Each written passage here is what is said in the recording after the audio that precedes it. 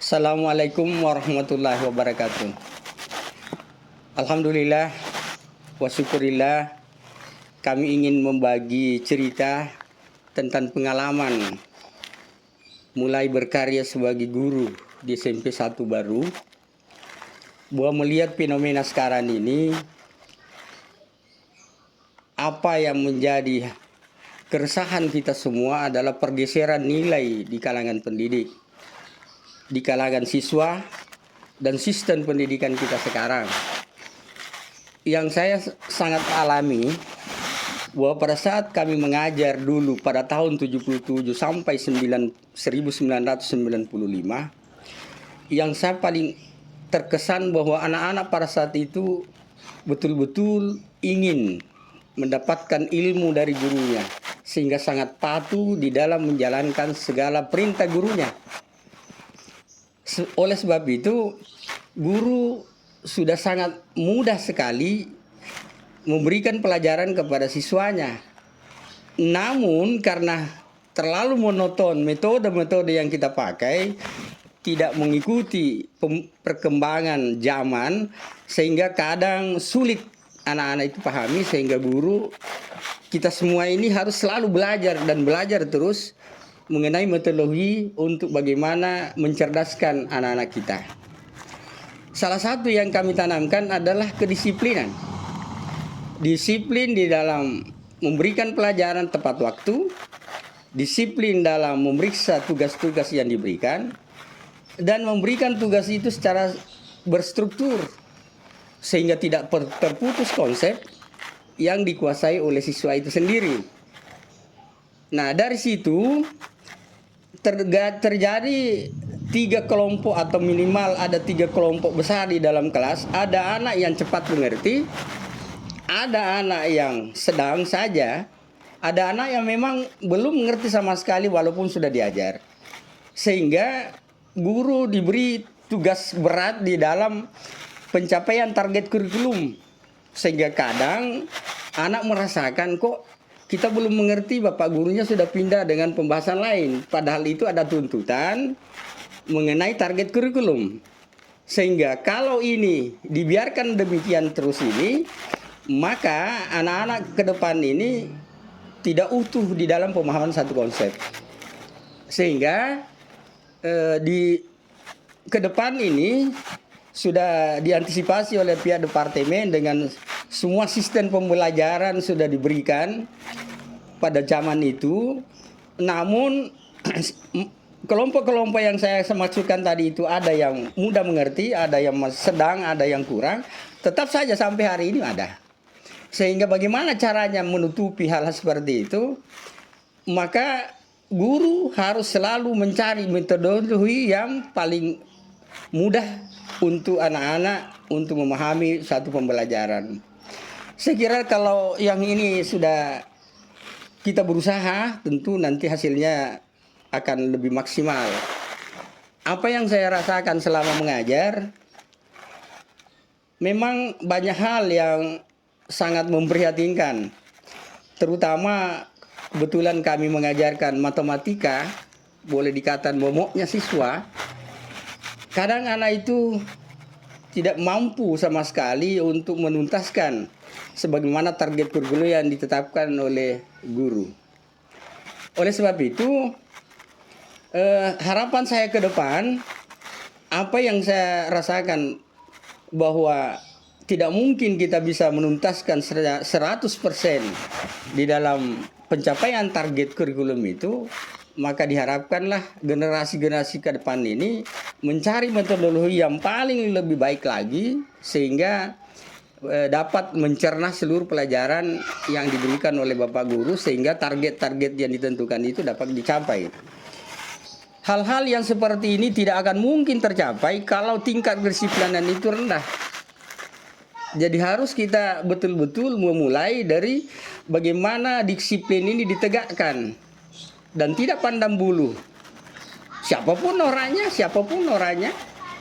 kalau memang harus melakukan satu perbaikan, diberikan untuk perbaikan, pengayaan dan sebagainya. Karena inilah harapan kita ke depan, agar kualitas lulusan itu dapat bersaing secara global. Inilah barangkali hal-hal yang sangat penting untuk anak-anak kita. Harapan kepada alumni, kepada yang sudah merasakan bagaimana nikmatnya menguasai satu ilmu, kami berharap mari kita ke alma maternya untuk saling membagi dan memberikan dorongan kepada adik-adik yang masih belajar dan memberikan masukan kepada pihak pendidik untuk bagaimana lebih cepat nanti dalam menguasai, apalagi sekarang dengan teknologi, kapan tidak dikuasai maka kita akan ketinggalan. Oleh sebab itu kepada alumni saya sangat berharap agar apa yang didapatkan yang dianggap baik bawalah ke SMP 1 baru ini, agar SMP 1 ini menjadi satu andalan kita, menjadi satu SMP yang kita banggakan semua dan menjadi ikon Kabupaten Baru untuk kembali membangun Baru ke depan. Saya kira inilah yang sangat penting. Dan mengenai, saya juga mohon maaf kepada seluruh alumni yang pernah saya ajar, tentu banyak hal yang terkesan. Misalnya saja, kamu itu otak udang, kamu itu seperti tedong, kamu itu kenapa sih seperti itu cara berpikirmu. Itu semua adalah satu dorongan motivasi agar dia punya meningkatkan kepercayaan diri, supaya jangan seperti apa yang saya katakan itu, bahwa kamu otak udang. Udang itu isi kepalanya itu adalah kotorannya. Nah, inilah hal-hal yang mungkin terkesan pada alumni. Pada kesempatan ini kami mohon maaf, bukan tujuan saya merendahkan, tapi tujuan saya bagaimana membangkitkan motivasi untuk bangkit. Dan mari kita semua untuk membangun Kabupaten Baru melalui media pendidikan ini. Saya kira demikian yang dapat kami sampaikan. Segala sesuatu tentunya belum sempurna, Allah lah yang maha sempurna. Kami sekali lagi mengucapkan terima kasih atas kepercayaan yang diberikan kepada kami untuk memberikan testimoni dalam pengalaman kami di SMP 1 Baru. Wassalamualaikum warahmatullahi wabarakatuh.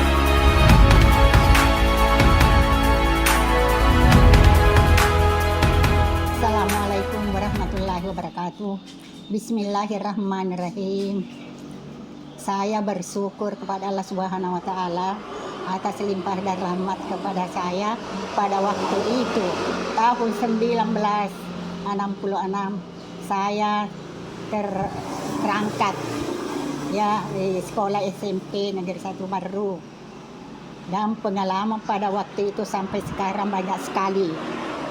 Ya, yang pertama pengalaman saya dari guru-guru yang tersebut, saya bersamaan dengan guru yang lain, dan saya apalagi itu pada waktu itu tahun 1966 sampai 97 sekarang saya pensiun, banyak pengalaman. Kanja na rumai wetuku mapak guru re SMP, si bawah guru-guru lainnya masih dika dega gayase makeda bertolak belakang ya, artinya seia sekali itu pada waktu itu. Yang pertama saya misi di Makunrai pada tahun 70 anak 9 dan 70 di SMP. Satu-satunya saya di situ guru agama. Pengalaman saya tidak pernah saya mengeluh, tidak pernah saya ya artinya ya mengalami apapun. Saya bergembira dengan baik teman-teman maupun kepala sekolah itu bersatu. Tidak ada yang ini, tidak pernah ada ini, ada itu, tidak ada. Sampai sekarang tidak ada. Saya pensiun dan murid-murid saya atau siswa saya sekarang itu banyak yang mendapat atau berhasil dari apa yang saya berikan pada waktu itu. Alhamdulillah berhasillah semua. Kemungkinan ada dua antara tiga yang tidak berhasil, tapi yang lainnya alhamdulillah. Makanya itu saya bersyukur kepada Allah Subhanahu wa taala sampai saya ya pensiun, dan sekarang saya selalu ketemu dengan siswa saya sekarang. Itu saya bergembira sekali. Di mana-mana saya ketemu, saya bergembira dan saya bersyukur kepada Allah Subhanahu wa taala bahwa saya masih hidup. Ya, dan saya masih dan anak-anak saya juga begitu.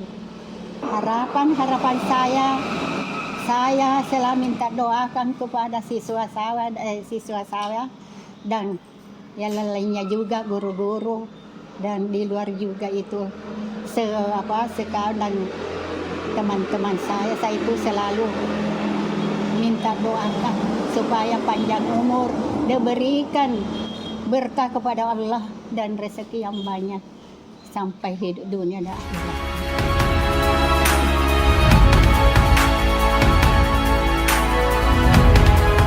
Assalamualaikum warahmatullahi wabarakatuh.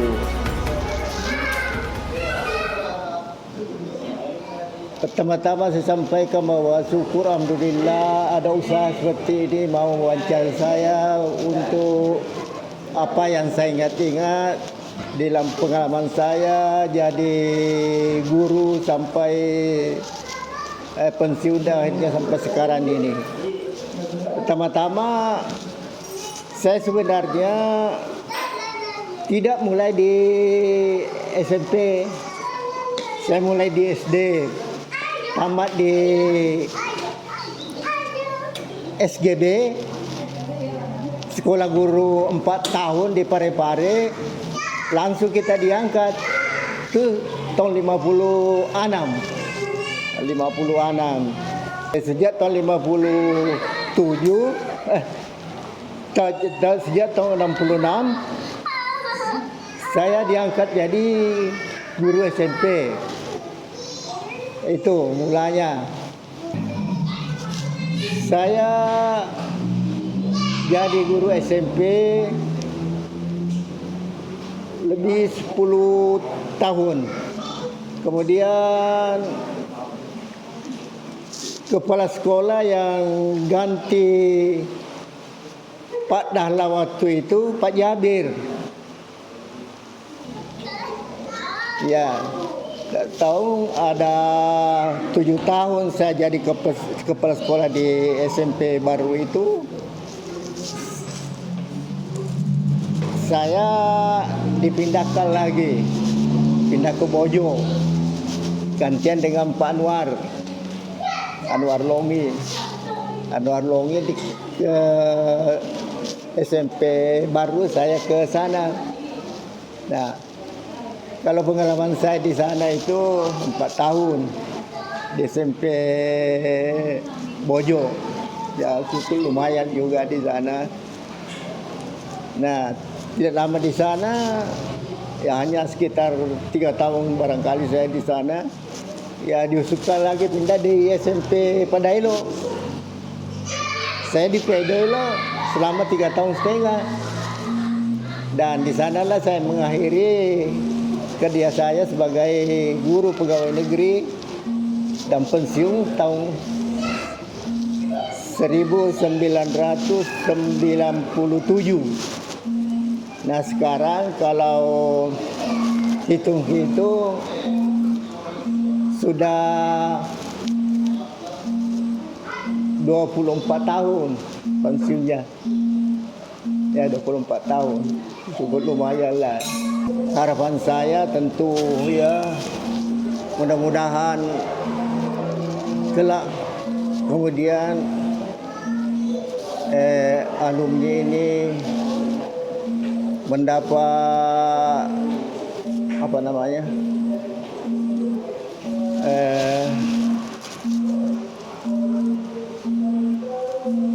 rezeki yang baik dan punya nasib yang begitu baik. Ya, saya rasa itulah harapan-harapan saya pada alumni saya dan anak-anak saya yang waktu itu, ya barangkali itu.